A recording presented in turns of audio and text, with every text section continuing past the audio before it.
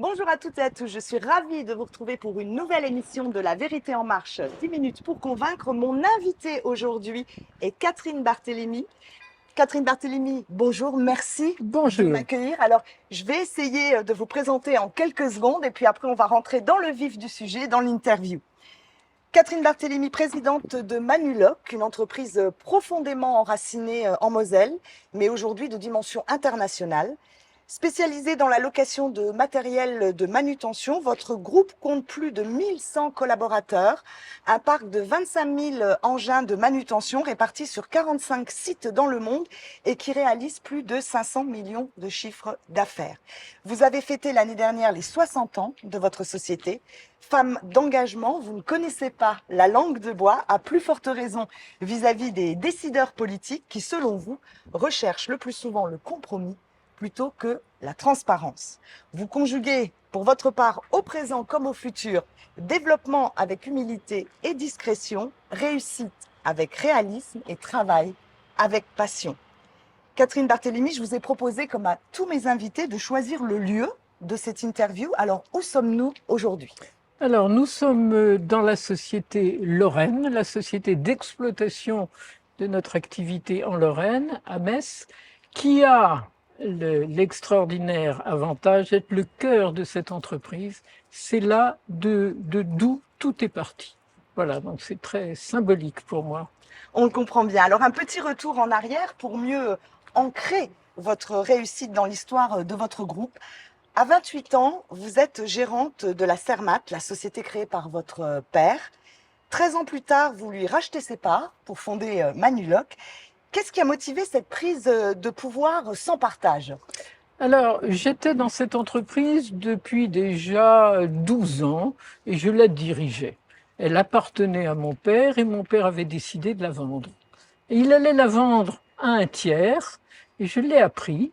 Et donc, je lui ai proposé de la racheter parce que je me sentais à la tête de cette entreprise depuis ce temps-là en capacité de l'emmener plus loin. Et c'est un pari qui m'a enthousiasmé. Et plutôt bien réussi, on y reviendra. Vous vous considérez, Catherine, comme une femme libre et déterminée qui a réussi le mariage de la croissance et de l'indépendance. À quel moment vous estimez qu'il est nécessaire, j'allais dire, d'oser pour progresser afin de renforcer les bases même dans votre propre groupe ? Je suis dans un métier que chacun connaît bien dans l'automobile, c'est-à-dire qu'il y a des fabricants et des distributeurs de marques. Et ces distributeurs de marques sont totalement dépendants de leurs fabricants, qui leur imposent un territoire, qui leur imposent des prix, des stocks, tout. Et donc, je suis tombé dans ce métier par hasard et je n'ai eu de cesse que de trouver ma liberté, mon indépendance, ne plus être dépendant d'un tiers comme nous l'étions à l'époque.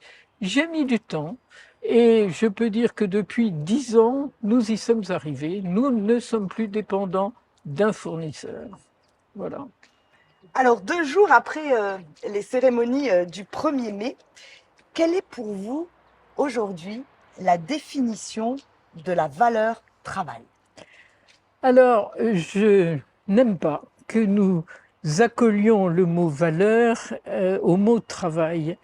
Je pense que le travail n'est pas une valeur au sens propre. Ça n'est pas quelque chose pour quoi on sacrifierait sa vie.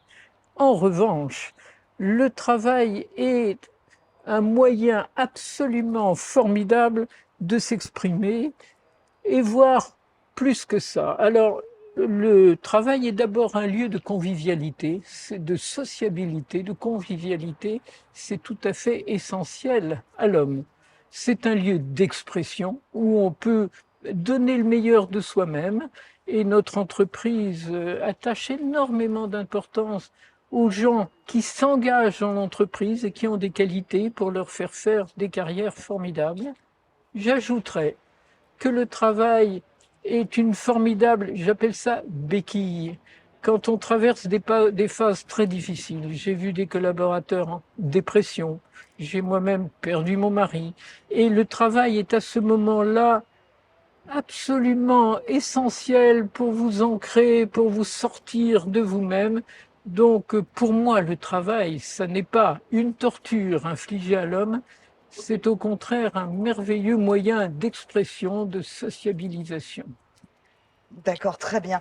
Est-ce qu'il vous arrive, Catherine Barthélémy, de vous projeter vers justement la transmission familiale ou non, j'allais dire, de votre entreprise à laquelle vous êtes tellement attachée? Ah, je me suis plus que projeté. La transmission est réalisée. D'accord. J'ai 2 fils qui sont dans cette entreprise depuis maintenant 25 ans, qui ont eux-mêmes grandi dans cette entreprise et pris des fonctions très importantes, et je leur ai déjà transmis toutes mes parts. Donc, je n'ai plus maintenant que l'usufruit des parts de cette société. Ils sont eux-mêmes nus propriétaires. Donc, c'est fait parce que nous nous projetons tous dans l'avenir et le développement de cette entreprise.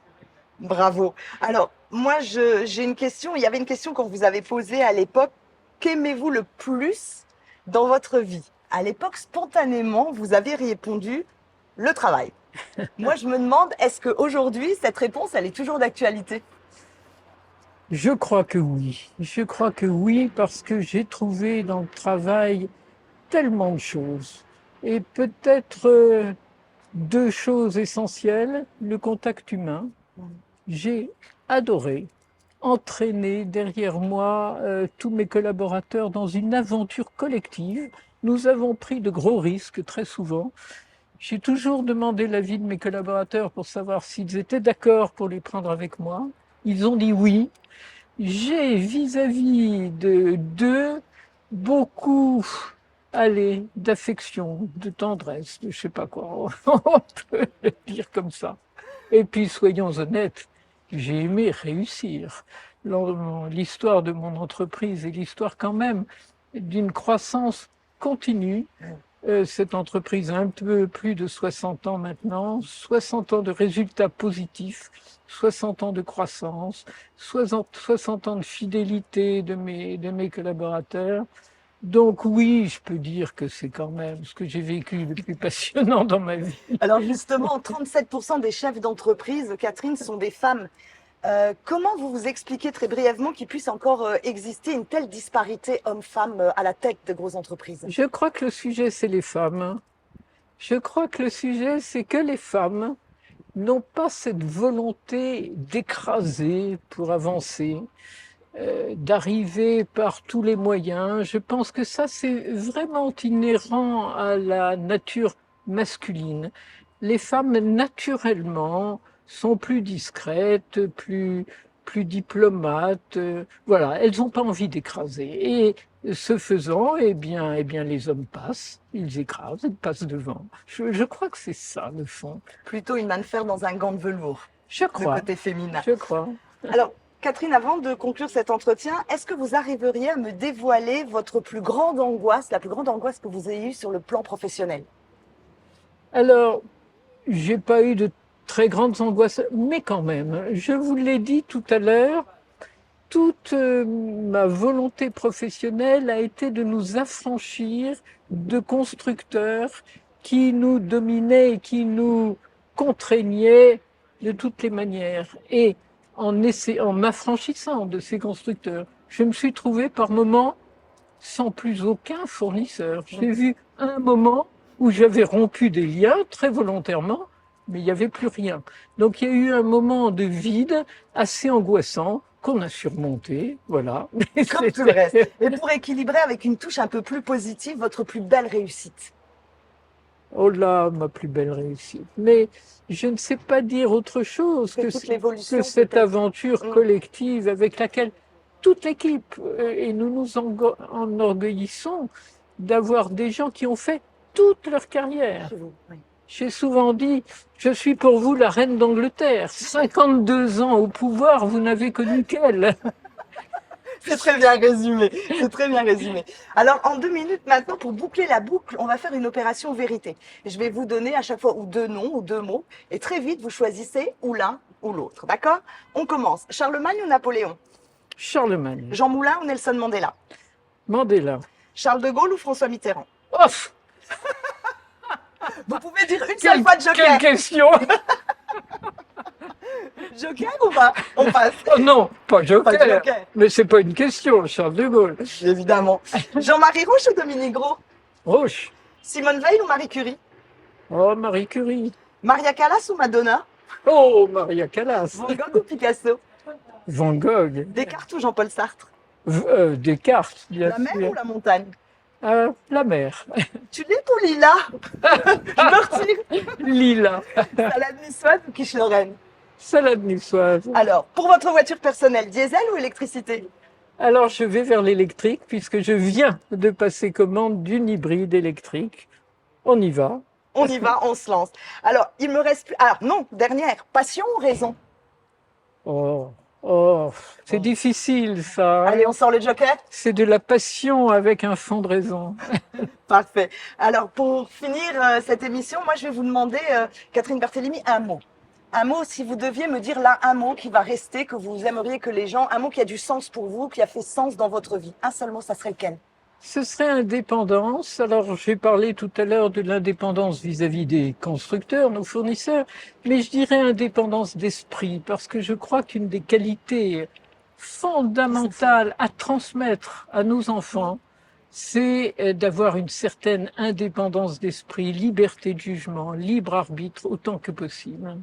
C'est un très très joli mot. Merci beaucoup, Catherine Barthélémy. Moi, je vous dis à la semaine prochaine. Je vous remercie. Vous êtes de plus en plus nombreux à nous suivre. Passez un excellent week-end et nouveau lieu, nouvel invité samedi prochain. Bye bye.